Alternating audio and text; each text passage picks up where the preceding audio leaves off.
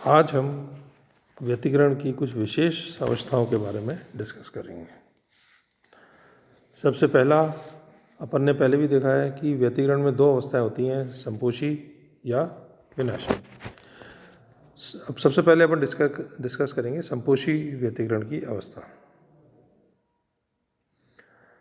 जब phi is equal to 0, 2 पाई, 4 पाई या 2n पाई हो, अर्थात दोनों तरंगें समान कला में हों, तो cos phi is equal to +1। तो a का मान मैक्सिमम होगा, that is a maximum which is equal to a1 plus a2, तथा परिणामी तीव्रता I maximum is equal to I1 plus I2 plus 2 under root I1 I2। या अपन कह सकते हैं I maximum is equal to a1 plus a2 का whole square, या this is equal to under root I1 plus under root I2 का whole square.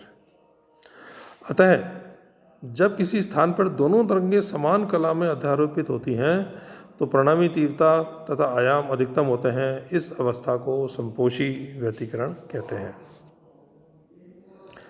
विनाशी व्यतिकरण की अवस्था,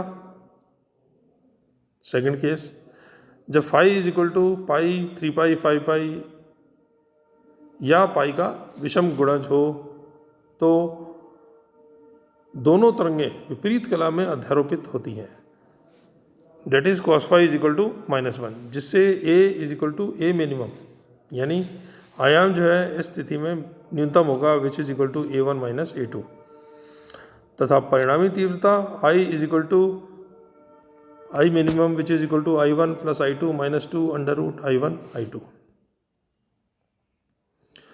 या मैं कह सकता हूँ I minimum is equal to a1 minus a2 का whole square which is equal to under root I1 minus under root I2 का होल स्क्वायर। अतः जब किसी स्थान पर दोनों तरंगें विपरीत कला में अध्यारोपित होती हैं, तो उस स्थान पर परिणामी तीव्रता तथा आयाम न्यूनतम होते हैं। इस अवस्था को विनाशी व्यतिकरण कहते हैं। जब दोनों तरंगों का आयाम समान हो, that is a1 plus a2, suppose this is equal to a, तो संपोषी व्यतिकरण की अवस्था में परिणामी आयाम a is equal to a maximum which is equal to 2a, तथा तीव्रता I maximum is equal to 2a का whole square, that is 4a square.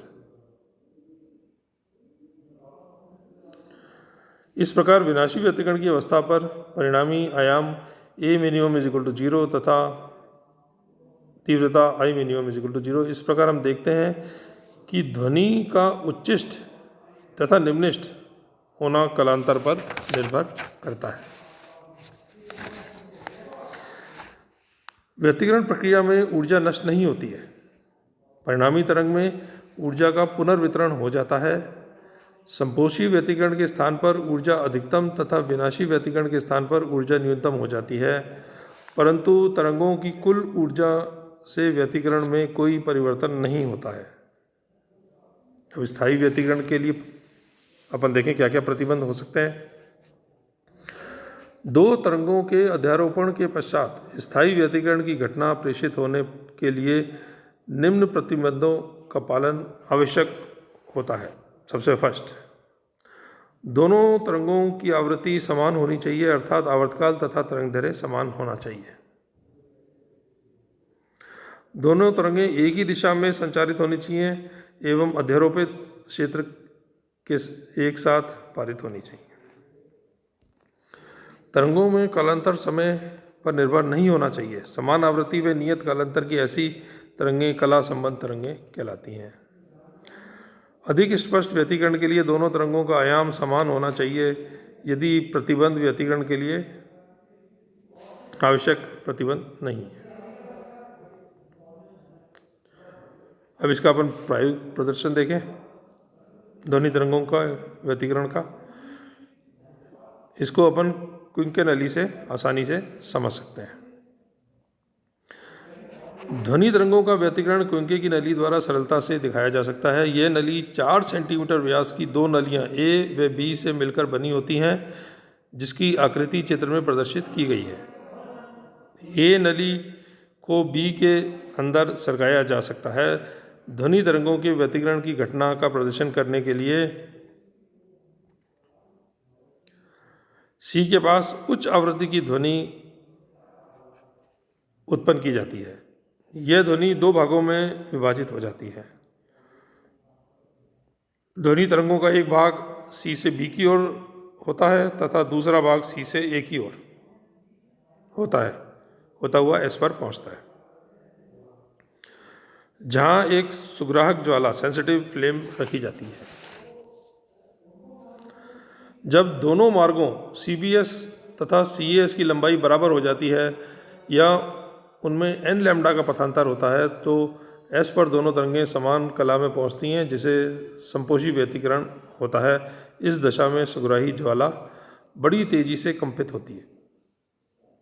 यदि नली को थोड़ा आगे पीछे सरकाया जाए तो एक स्थिति ऐसी प्राप्त होती है जब बिंदु S पर दोनों मार्गों में पहुंचने वाली तरंगों के बीच पथांतर λ/2 या 3 λ/2 हो जाता है। उक्त अवस्थाओं में सुग्राहक ज्वाला में कोई हलचल उत्पन्न नहीं होती है। यह विनाशी व्यतिकरण की अवस्था है। यदि दो क्रमागत संपोषी या विनाशी अवस्थाओं के लिए नली ए की स्थिति स्केल पर नोट कर ली जाए तो इन परिस्थितियों के लिए ए के विस्थापन का दुगना तरंग दैर्घ्य लैम्डा के तुल्य होगा।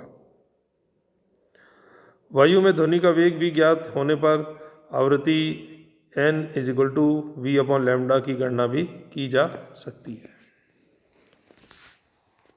Thank you.